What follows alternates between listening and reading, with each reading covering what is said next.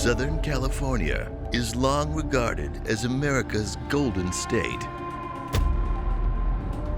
But it is also the favored hunting ground for the depraved and sadistic. There's not a lot of evidence. There's no clothing or any of her personal belongings left behind.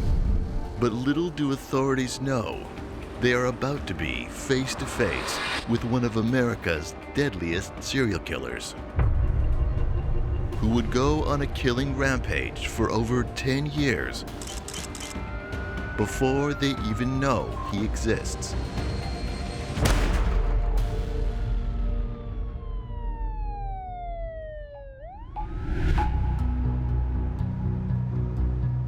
On a warm night in Mission Viejo, California, January 18th, 1986, a serial killer is hunting. 23-year-old Saddleback College communications student Robin Branley is about to become his first victim. He veers off the interstate for the college. Then he idles around the dimly lit parking lot, confident his chances are high in finding some young, unsuspecting woman on campus. Robin has just finished volunteering for a piano recital at a performing arts center. Unfortunately, she's a young woman in the wrong place at the wrong time. He lurks in the shadows, stalking her before grabbing her from behind. For the briefest of moments, he holds her tight, quickly glancing to make sure no witnesses are around. Robin is terrified, pulling at his hand, trying to scream for help. Soon after she gave up her purse, he began to stab her multiple times. He keeps stabbing even after she's down. He keeps at it, in fact, until a car moving through the parking lot scares him off. Her body is discovered moments after the attack by a college professor. An individual who had been given a ride to her car came upon the scene and immediately notified the authorities, called 911.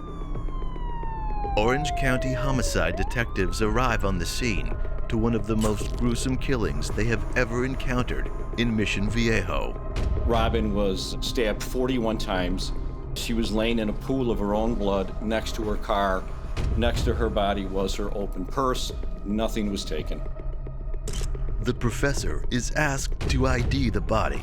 She can barely say her name, she's so upset. Robin was her student. They had very little, if anything, to go on. They had no solid leads. They could not even determine a motive. There was no evidence a robbery had taken place. The police had to assume that her killer must have known her. There must have been some personal connection, some personal reason for this horrific crime. Typically, detectives would start with the people closest to the victim, boyfriends, family, close acquaintances. Then they would move further out to classmates or co-workers, people a little further away in terms of a relationship. After months of investigation, the case drags on. It was clearly a mysterious, horrific crime that left the police very little to go on. And it shocked the conscience of the entire community. It creates an intense amount of anxiety, especially when homicide detectives sit in on Robin's classes, gauging possible suspects. But true suspects never really materialize here. They can't find anybody that would, really want to hurt her. She was outgoing, pretty, very intelligent. She was full of life, and everyone loved her. By all reports, Robin was a wonderful, delightful, intelligent, funny young lady, responsible young adult, had several friends, was destined for great things. And the person that killed her prevented all of those great things that Robin was destined for. It was a joy to be with. She was very happy. She liked to make people laugh. She was interested in writing, but Saddleback has a really good communications department. She was the disc jockey and did the news and public service announcements, and she was good at it, and she liked it. We were blessed to have this girl in our lives for 23 years. Robin's murder whips into a sensationalized media storm, criticizing homicide investigators' inability to produce a prime suspect. They could find no offender. They had no solid leads to go on. We've been quite a bit of concern around Mission Viejo with the case dragging on for so many months. You really have to be aware of the fact that surveillance cameras, especially on college campuses, weren't what they are today. And you combine that with the fact that there were no witnesses and no physical evidence, made it really difficult to nail down a suspect. One can only imagine how traumatic this is for Robin's family. Initially, when the phone would ring in the beginning, like the first year or two, I would think, maybe that's the sheriff. They're going to tell us that they've made an arrest. And then after the years went on, it just like, I'd really pretty much given up hope. The FBI puts their skilled profilers on the case because you'd want to ensure as an investigator that there isn't already somebody in the federal system worth looking at. But FBI profilers find no matches to active killers in their database. The simple truth is, the investigation is going cold, quickly. No detective ever wants to face a grieving family without being able to provide them some sort of closure, some information as to what happened to their loved one. You know, for a detective, really, that means failure. It's beginning to look like this mysterious, faceless killer is going to get away with it. With all investigative avenues exhausted, Robin Brandley's murder ends up in Orange County Homicide's cold case files. But what authorities do not know is that Robin is just the beginning. 2,000 miles away, and 10 years later, in the district of Wolf Lake, south of Chicago proper, he strikes again.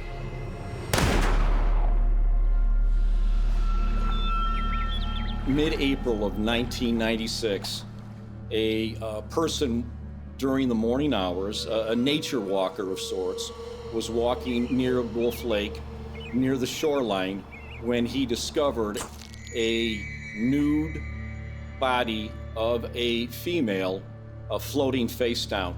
He immediately called 911, and both police from Hammond, Indiana, as well as the Chicago police arrived. It was discovered that the body was on the Illinois side of the lake, so the Chicago police had jurisdiction over this matter. There's not a lot of evidence. There's no clothing or any of her personal belongings left behind. Wolf Lake is a very, very remote, secluded lake between the Illinois-Indiana border, of an industrial area. Nobody lived nearby it. Nobody worked near it, certainly at night. It was a perfect place to be alone with somebody.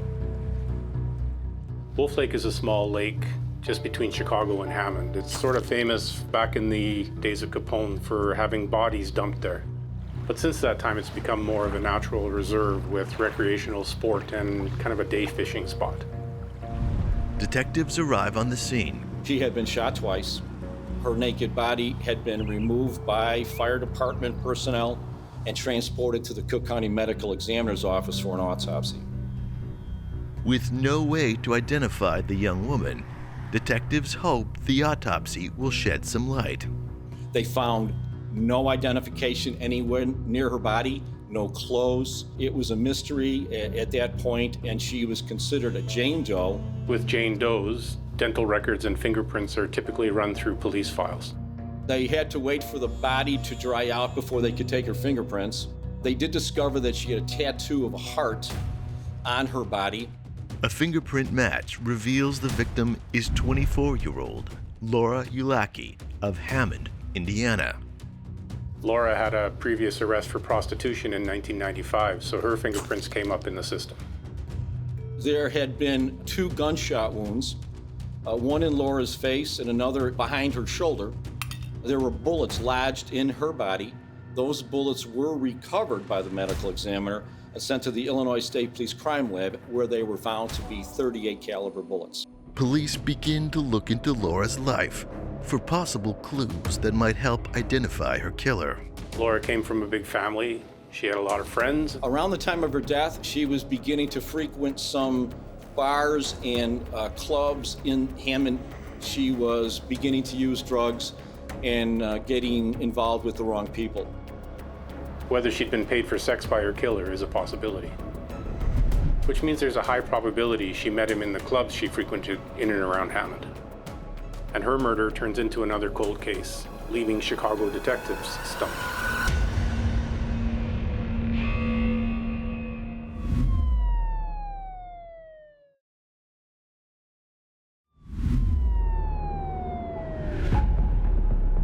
A young student's savage murder on campus stuns the community of Mission Viejo and sends panic throughout the college. But the case goes cold when another girl turns up dead in a suburban lake near Chicago 10 years later. Investigators have no idea they're dealing with a serial killer, a killer who is but a ghost. July 14th, 1996. The body of another young woman is found in Livingston County, south of Chicago. While still investigating Lori Ulacki's murder with no real breakthroughs, another girl is found in the Vermilion River a couple hours south of Wolf Lake. She had been shot several times. She had been stabbed. And like Laura's body, it was nude in a body of water with no identification. Fishermen had come to the Vermilion River, discovered her body, and immediately called the police. Her body was taken to the medical examiner there in Livingston County. Medical examiners find that she had been handcuffed and duct tape had been placed over her mouth. They did discover that she had a tattoo of CC on her body. She's identified as 21-year-old Cassandra Coram. She was a young lady in the Hammond, Indiana area. Cassandra Coram's family had sent out a flyer looking for her. They had reported her missing, and they were obviously very concerned about her. And it wasn't until this tattoo was identified and pictures of Cassie was shown to her family, and they identified her.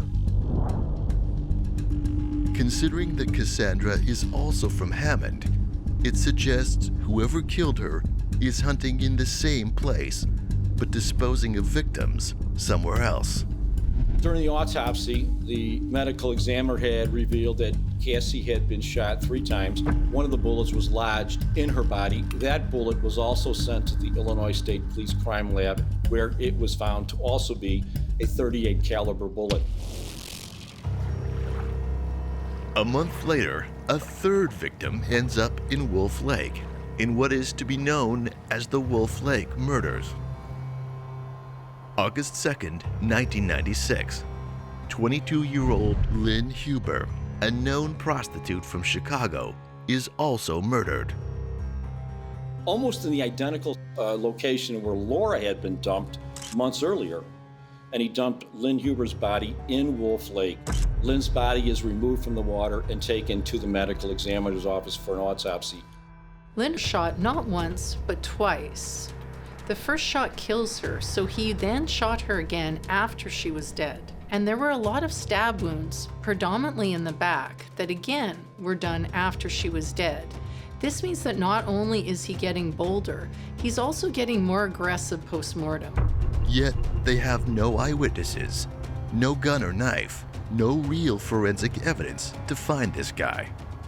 However, when Lynn Huber's body was examined at the Cook County Medical Examiner's office, the medical examiner found a bullet lodged in her body that also was a .38 caliber bullet. All of those bullets were examined by the Illinois State Police Crime Lab, and it was determined that all of the women were killed by the same gun, a .38 caliber pistol.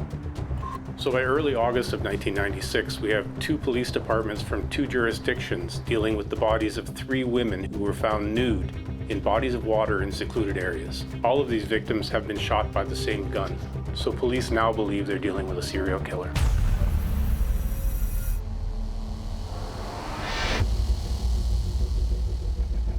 April 1st, 1997. Officers respond to a disturbance call between a known prostitute and her client at a Hammond hotel. They had gone on, dates in the past. All of those dates ended up at Wolf Lake. where there would be sex in exchange for money. She tells police that they had been arguing about money. This lady had stolen some checks from a checkbook he had in his glove compartment. This infuriated him. They got into an argument during which he was chasing her around the truck with a knife, trying to kill her. The police were called, but by then he left the scene. She starts telling the police he wants to drive out to Wolf Lake, take me in the back of his pickup truck, handcuff me, and have sex. She did not want to do that. In fact, she didn't even want to go to Wolf Lake anymore. What she was saying sounded very similar to the MO of the Wolf Lake killer. The officer even tells her she shouldn't be doing that because they've had women killed up in the Wolf Lake area. While he's listening to her, he recognizes the man's name from a previous arrest.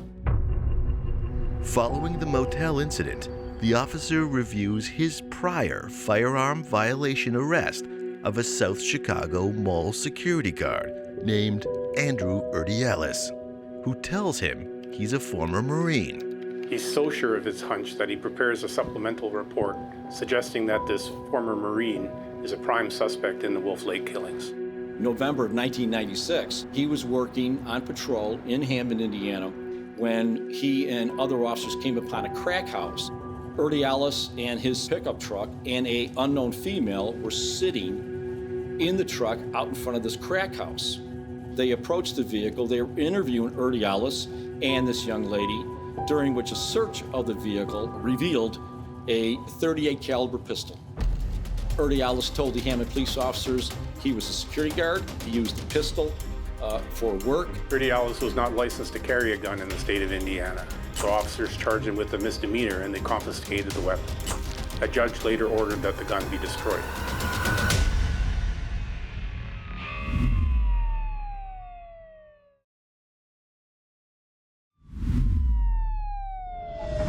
Chicago district detectives have no clue a link exists between 3 recent murders of local prostitutes and a college student murdered 10 years prior in California. The 3 Chicago area murders have all been committed using the same gun, a .38 revolver. Hammond, Indiana police have just linked a .38 revolver in their custody to a former mall security guard named Andrew Urdiales. Now, the Hammond, Indiana Police Department communicated all of this information to the Chicago Police Department. The Chicago police detectives raced to Hammond, Indiana as soon as they could and got out of inventory Andrew Urdiales' pistol that was destined to be destroyed. Thank God it hadn't been destroyed by mid-April of 1997, when that gun was analyzed with all of the bullets from Lori Olaki's body, Cassandra Corum's body, and Lynn Huber's body. And scientists from the Illinois State Police were able to determine that that gun, to the exclusion of every gun in the world, was the gun that was used in shooting all of those bullets and all of those women. It was Andrew Urdiales' gun. Detectives arrest him at his parents' South Chicago home. He was wearing his security guard uniform, he had a duty belt on, he had a badge, and he willingly accompanied the detectives to the police station for an interview. He was glad to cooperate. He felt some type of a kinship with, real law enforcement officials. Detectives interview Andrew Urdiales. So they asked him where he got the gun from. He tells them he bought it for $300 5 months ago in Calumet City. He's almost matter-of-fact about it. And they asked him, did you ever let anybody use this gun besides yourself? He goes, no, absolutely not. The detectives then told Urdiales that gun was used to kill the 3 women, the pictures of whom was laying out in front of him. He looked at the detectives, he smiled, he stood up and he said, well, I guess I'm not going to work today. He took off his duty belt, he took off his security guard badge, and then he proceeded to tell the detectives how he killed Lori Olaki Cassandra Coram, and Lynn Huber. Having been in homicide for so long, I can tell you it's unusual to have a suspect just give it up like that. The detectives must have been surprised that he was just ready to confess. April 22nd, 1997. Andrew Urdiales is arrested for the murders of Laura Yulaki and Lynn Huber. Today we're here to announce the arrest of Andrew Urdiales. He's been arrested and charged with 2 counts of murder. And those murders are Laura Yulaki and Lynn Huber. A break came in this case as a result of a report that was submitted by a Hammond police officer, and his name is Warren Fryer, and certain information was in that report that brought us into arresting Mr. Urdiales. Urdiales shocks Cook County detectives when he tells them California authorities might also be interested to hear what he has to tell them. Cook County Homicide invites California's detective investigating the Robin Brandley case to Chicago's Area 2 headquarters. We received a call from the Chicago Police Department that indicated they had arrested a serial murder suspect involved in several murders in their city, and indicated that they had strong suspicions that this could be the suspect involved in the killing of Robin Brandley. Urdiales tells investigators about how he came to be in California at the time of Robin's murder. From 1984 to 1991, he was a communications officer in the Marines. He was stationed at Camp Pendleton just north of San Diego. He wasn't too popular in the Marines. In fact, he was given the nickname Corporal Urinalysis. It's also said that he had an odd twitch that makes it impossible for him to rise in the ranks. He was demoted instead. During his career, he was deployed in Operation Desert Storm. He was a radio operator. Eventually, in his police interview, he gets around to the night he killed Robin Brandley. According to his confession, he got into an argument with some of his subordinates at Camp Pendleton, which set him off. Basically, his rage sent him speeding down Interstate 5 through San Clemente into the Saddleback campus. It's later in the evening by the time he gets there, but he notices a few cars still in the parking lot. Can you describe the parking lot? Dark. Nothing else. This is just dark parking lot. He didn't remember her name, but he remembered how she was dressed, how he snuck on the campus that night. So the woman thought he was walking out of the building, walking towards her car. Can you describe this woman that was walking towards the car? She was white. He basically took a position in the shadows and waited. Robin Brandley was just a random female. It could have been anybody as far as he was concerned. I said I wanted it first, and it's like, just, what happens then? Well, what happens then? And I just plunged into her several times. Into where? Like that. From the beginning of his confession, you can hear how he weaves a disconnect into his narrative. It's almost like even though he's confessing, he's disassociating himself from any real responsibility. This is textbook sociopathic behavior. And so as anger builds to rage one night, he drives up the I-5 and murders an innocent girl. But he realizes he has to be more careful if he doesn't want to get caught. He'd have to prepare better and select victims that wouldn't cause the same mass media hysteria that Robin's murder created. So he decides to focus on prostitutes, runaways, people more difficult to trace. He rents a storage locker in San Diego to better organize and hide his weapons. He starts using a gun and stabs his victims after the fact. There's less chance of blood spatter once the heart has stopped beating, and therefore less chance of being caught. And hunts in cities further from Camp Pendleton. Somewhere deeper in the California desert, somewhere less busy than a college campus. He finds his second victim in the Coachella Valley in Cathedral City, just south of Palm Springs. There's no shortage of prostitutes and runaway girls in Cathedral City. It's a very transient area. The second victim is Julie McGee, a known prostitute around town. I had a 45 at the time, so I had the 45 on my seat. I picked it up, and I walked towards the driver's side, and I told her to get out. She walked towards the desert, and the gun was pointed at her, and it went off. How many times do you think you shot her? She was shot just once. But Julie, like Robin Brandley before her, is destined to become another California cold case. It's only a few months later he strikes again in San Diego. Mary Ann Wells is a single mother, a mature student, and she moonlights as a sex trade worker. Mary Ann Wells was left in an alley in an industrial area of San Diego, California. He's getting more confident, but along with this arrogance, his urge is now impossible to resist. He's going to keep killing until he gets stopped. In Palm Springs, Urdiales finds his fourth and youngest victim, 18-year-old Tammy Irwin. Tammy Irwin was left in the desert in the Palm Springs, California area. So I remember her name was Tammy. We got in a car. Did you have your 45 with you when you were outside the truck? In my hand. The gun was pointed at her. Okay. And it exploded. I got in my truck and I looked and I noticed it was standing. Then the next thing I know, the gun was just pointing at her again. And it fired 2 more times. The bodies of Julie McGee, Mary Ann Wells, and Tammy Irwin were found to have 45 caliber bullets in them. Those bullets were determined by authorities in California to be fired by the same gun.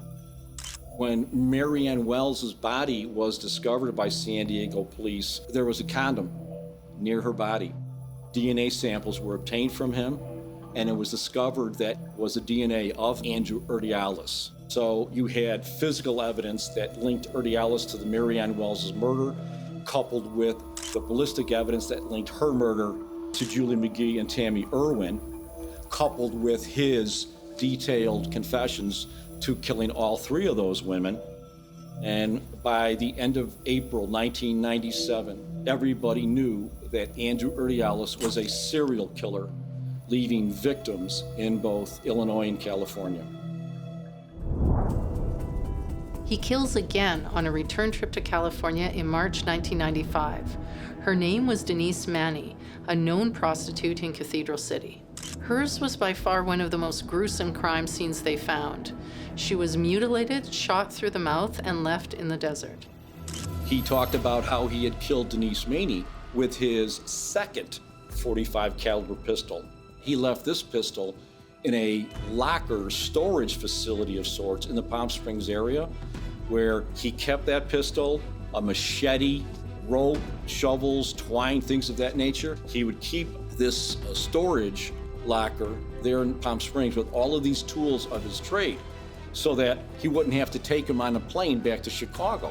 With each killing, he becomes more and more confident he can't be caught, until that one victim rattles his confidence. He confesses to detectives that one girl in California actually got away.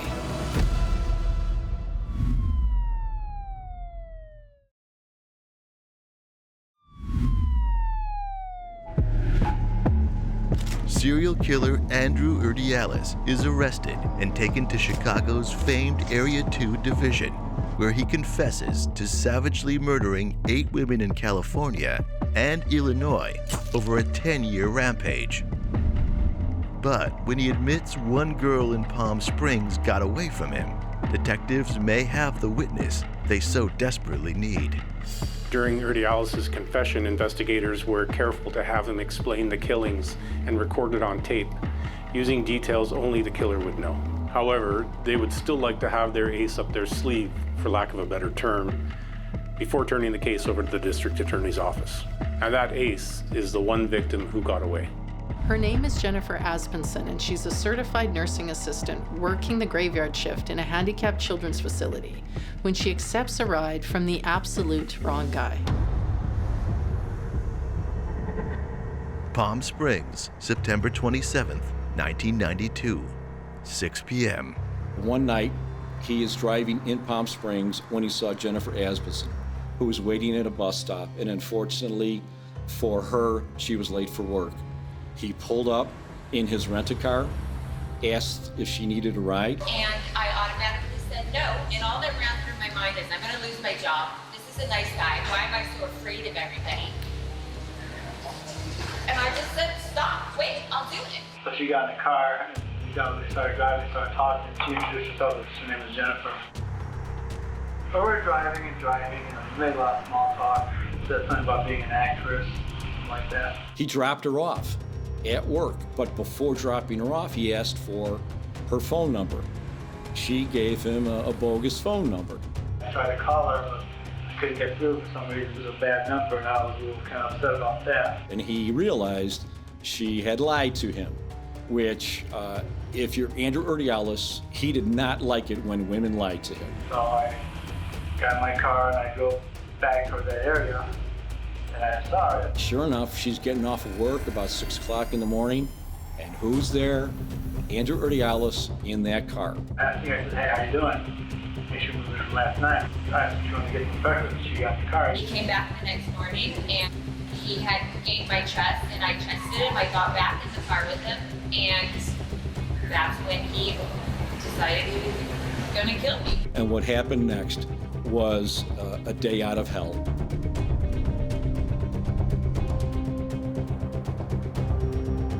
Then the next thing I knew, I just reached over and I grabbed her by the hair, and then she got scared, and then I produced the gun. But she was pretty much submissive from that point forward, and I told her to turn around. I tied her hands behind her back. He has her tied up. He is brandishing this machete, this gun. At one point, after bashing her head onto the dashboard, she is overcome by fear. She passes out, and he picks her up and he puts her in the trunk of this rental car. And I walked towards the back of the car, and I opened the hood and I stuffed her in there. Then I just closed the trunk on her. And then I just got in the car and I just started driving off. It's miraculous that she did not die after what she had endured up to this point. While he is driving with her in the trunk, she is able to release the latch of the trunk from the inside. He notices that, stops the car, tells her, close it. She does. And then I tried to get it back going again, and I got stuck. This time it was so soft on the shoulder, I got stuck. This gives her an opportunity to release that trunk latch again. She does. She escapes out of the trunk, half naked, injured, and she starts running down this dirt road of sorts. She had her hands free at the time. She was still wearing her sweatshirt, and she ran screaming. And there were several cars nearby. Lo and behold, there is a truck coming down the road with two Good Samaritans. They are able to rescue Jennifer. She's screaming, she's crying, and they wanted to chase after this guy. And she's like, no, he's got a gun. So that was the last time I saw her. Unless somebody else picked it up and finished when I started, but I don't know. Police are called, her mother is called, but by then, Urdiales has already returned his rent-a-car, and he's on a plane from Palm Springs back to Chicago. It was very scary, yeah. At some points I kind of didn't want to get away because I didn't know I was going to be able to go in public anymore or do anything knowing that there's 6 people out there, but I just got to be strong now, and all I tell myself is that I fought for my life so I can live my life, and I'm not afraid anymore. This was in September of 1992. It did not stop this man because in 1995 he returned to kill Denise Maney. And then, as we know, by the spring and summer of 1996, he's killing 3 more women, this time in the state of Illinois. Miss Asbenson's testimony would be key to the prosecution's case. It's beginning to look like Andrew Urdiales is finally headed for the gas chamber. But it takes 4 years before he even sees the inside of a courtroom.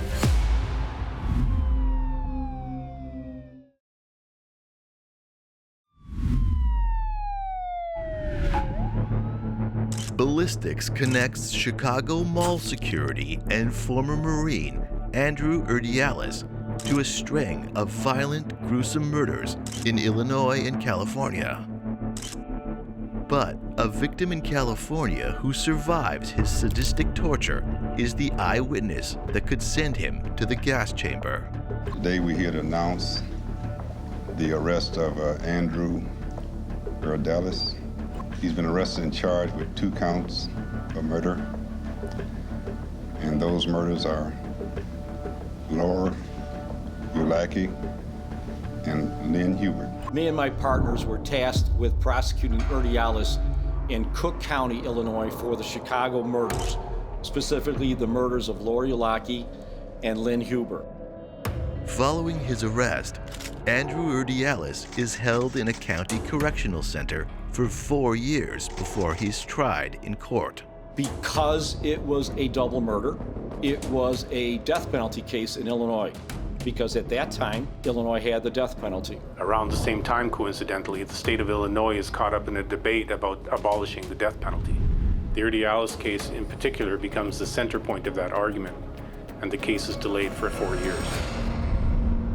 Andrew Urdiales' trial for the murders of Laura Ulacki and Lynn Huber begins on April 8, 2002. The jury heard all of the evidence, the brutality of the murders of Laura, Lynn, and Cassandra, the physical evidence linking the defendant to all three of these crimes, the detailed confessions provided by Urdiales to not one but two different assistant state's attorneys. The defense paint Urdiales as a victim, suffering from PTSD, OCD, bipolar, and Tourette's, which explains the odd twitch he had in the military. They add that he was clearly psychotic at the time of his offenses and suffering from delusions and hallucinations, even hearing voices and taking orders from the CIA.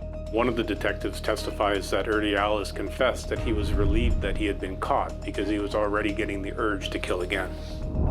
After 6 weeks, the jury had convicted Andrew Urdiales of the murders of Laura Ulacki and Lynn Huber and had decided that Andrew Urdiales should get the death penalty. A little under a year later, the sitting Illinois governor blanket commutes 167 death row inmates, including Urdiales. Naturally, the prosecution isn't going to give up their opportunity for a second death sentence. A year later in Livingston County, they indict him for Cassandra Corum's murder.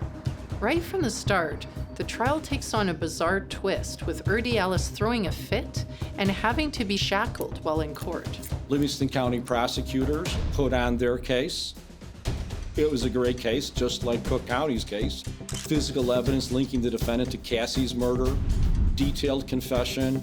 The police down in Livingston County did a great job collecting pieces of duct tape from the interstate when Urdiales left the scene.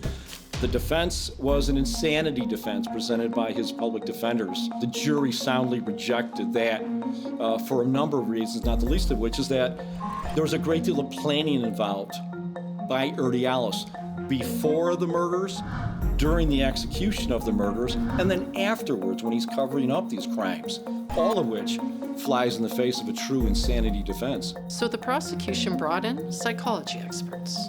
They testify that, unlike what the defense wants you to believe, Urdiales' actions stemmed from his explosive temper, not a mental illness. Urdiales was proud of what he had done. He truly believed these women deserved to die. May 10th, 2004. Andrew Urdiales is found guilty of murder for a second time and resentenced to death. So what happened next is Urdiales is on Illinois death row. There was a commutation of Andrew Urdiales' sentence from death in 2 separate counties with all of this evidence to natural life in prison. And keep this in mind, inherent in the insanity defense is an admission by the defendant that he did it. He's just claiming that because of his mental illness, he's not responsible for his actions, all right? So this wasn't a case of a wrongful conviction or some other guy did it, not me. This clearly was overwhelming evidence that he killed these 3 Illinois women. Thank God the authorities in California decided to charge Urdiales for the 5 California murders, along with the attempt murder and kidnapping of Jennifer. Orange County prosecutors extradite him for the California murders. It takes 7 years to get him back in court. This took a long time, but now we're here, and this case is a great example of why we should have the deadline. And this time, their key witness is none other than Jennifer Asbenson. When I was in that car with him when he was torturing me, I actually thought about the jurors giving him the death penalty when I was in that car because I knew that was what he deserved. This is somebody who killed these young women because he enjoyed it, because he got off on it, and they were as senseless as they were brutal. The California trial took place in 2018. The California jury, based on all of this overwhelming evidence, clearly did the right thing, found Urdiales guilty of all of these crimes. Andrew Urdiales is found guilty and sentenced to death for the third time in California. Obviously, all of the families of the victims, Jennifer, all of the friends of all of these people were extremely relieved. Finally, after so many years, they received justice. Jennifer, to hear the verdict today, to hear the sentence recommended by the jury, what went through your head? When I heard it, I just felt like all my insides collapsed. It like it was a huge relief. And I just felt like all the jurors were angels and they just answered the prayers that I had. And so now I just feel like I got my life back.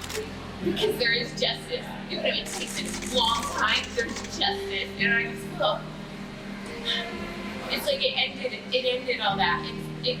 His story is over. Unfortunately, they'll never be made whole again, but there is some closure at least provided to all of these family members of all of these victims that the person responsible for all of these crimes has been held responsible. So there has to have been relief for all of these people, and thank God that they finally got it. A prosecutor who gets involved in these cases and is deeply entrenched in all this evidence knows what the defendant is truly like. So obviously, my partners or I were very, very relieved and very grateful that the juries in all these jurisdictions did the right thing. Andrew Urdiales is finally on death row in San Quentin prison. Based on reports, approximately 3 weeks after his death sentence in California, he committed suicide. November 2nd, 2018, 11:15 p.m. Andrew Urdiales commits suicide by hanging in his cell. He is 54 years old.